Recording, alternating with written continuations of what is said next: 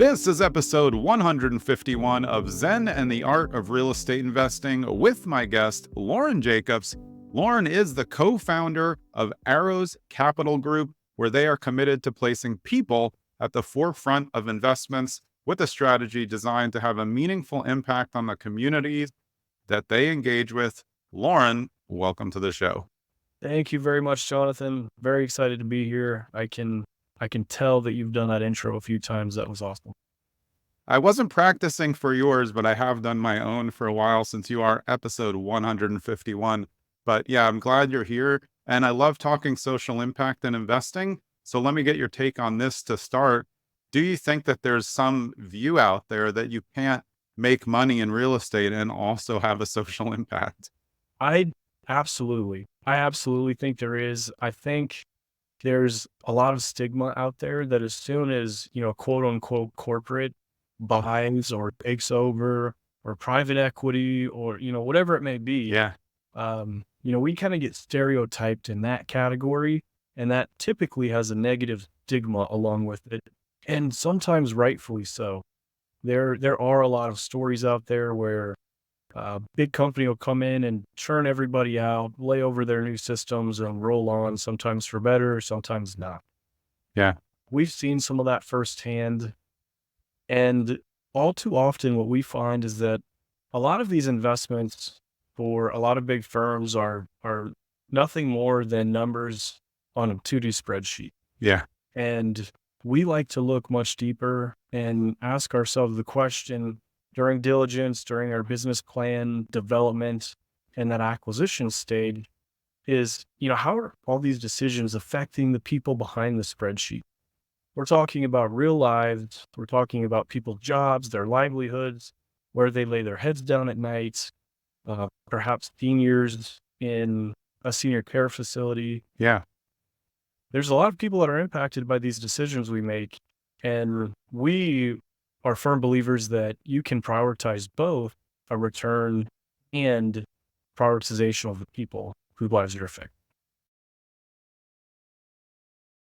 How did you make that crossover though from multifamily, which is a little, is more of a management style taking care of tenants, to something where there's a full running business involved underlying it with all those employees? The decision really stemmed back from 2021, 2022. We saw the writing on the wall when we got into a second round of best and final on a beautiful multifamily asset in Nashville. And come to find out there were still, double digits of groups bidding in a second round of best and finals. Right. Which there should never be a second round since it's best and final. The first time I'd heard of that. Yeah. That's enough of that. We're not doing that ever again. So we started deep diving into alternative asset classes, commercial real estate asset classes.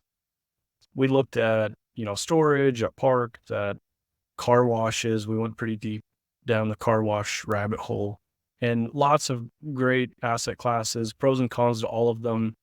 And we ended up landing on assisted living for a couple reasons. One, there's a high barrier to entry. So there's a moat around this space.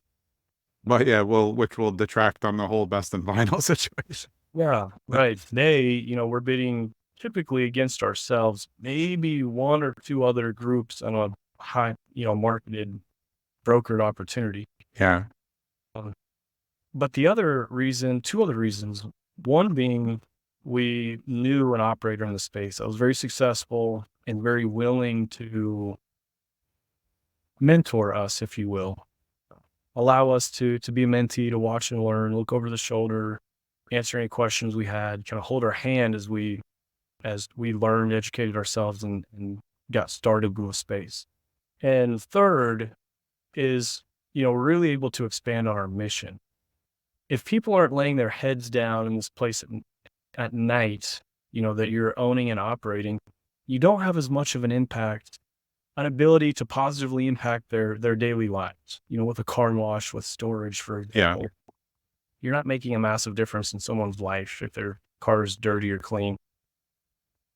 you can in multifamily, and really doubling down on that idea in the senior living space, because you're talking about a demographic that's so much more susceptible and really needs somebody in their corner.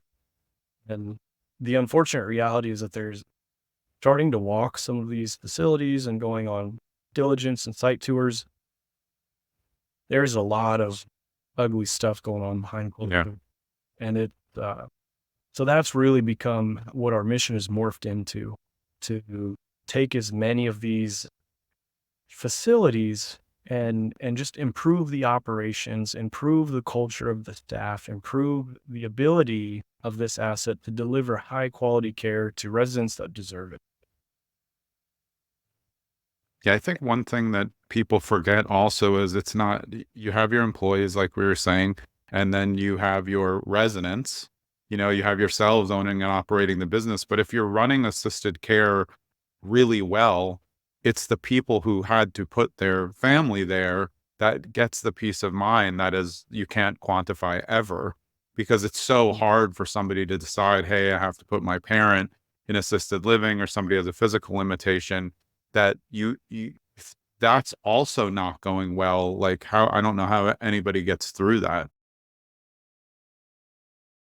So what else is inefficient, including food ordering, food delivery? There has to be huge food overage for a lot of places because they're not good at ordering, because their systems aren't up to date, right? Not good at ordering. The procurement systems are just not in place or present.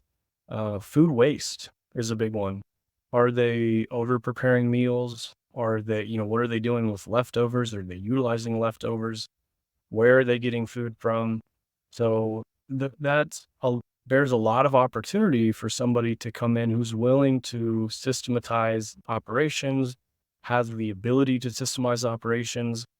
And, I know we mentioned this earlier, and it's hard to underwrite, but going in and seeing ineffective culture, or just getting a sense, you can walk into a place, maybe there's a Yeah. smell, maybe there's an odor, or you can just feel a bad aura, a bad vibe. Yeah. That says a lot. And don't let those little gut instincts that you feel go away. I mean, those are meaningful. So, yeah, to get back to your question on the underwriting, there is a lot of nuance. Occupancy is typically a little lower, which can be normal because turnover just happens naturally. Expense ratio is typically higher. And once you familiarize yourself with the nuance of the P&L, how the income state differs from multifamily, and what some norms are, it's really very similar. So if you're buying a vacant building, you have a little more optionality. And we're starting to look at that now. There are a lot of facilities across the board that are getting closed down or not being operated well, or a mom and pop are just, have to close the doors. And so we're starting to look at, how can we take advantage of some of these vacant buildings?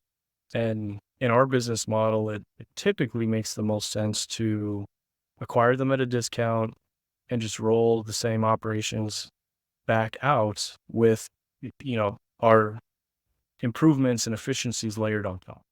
Yeah. And that's where you do the value add on the real estate portion before, and then you bring in the systems, and then the people. But when you're doing that, if you're buying a vacant building, then again, I immediately think demographic for self-storage. Is this something where you're looking how many other facilities are in the area within a certain mileage to see what the opportunity for filling your beds are? Absolutely. So I mentioned a supply demand analysis earlier. We'll perform that on each of the facilities that we're underwriting or looking at. And basically you're looking at how many residents in the demographic of needing assistance in senior living are in this area. There's what's called a penetration rate, which is an estimate on how many of those individuals are actually going to seek living in a senior care community. Yeah. Then we'll identify how many available units for assisted living, for memory care are available today in this geographic area. And then we'll can identify, is there a surplus? What might an absorption rate be for something like this, and go down that path. And then we can even extrapolate, a future estimate. So yes, it we'll dive pretty deep into that analysis, and it's not so different from multifamily. You're just targeting a different demographic.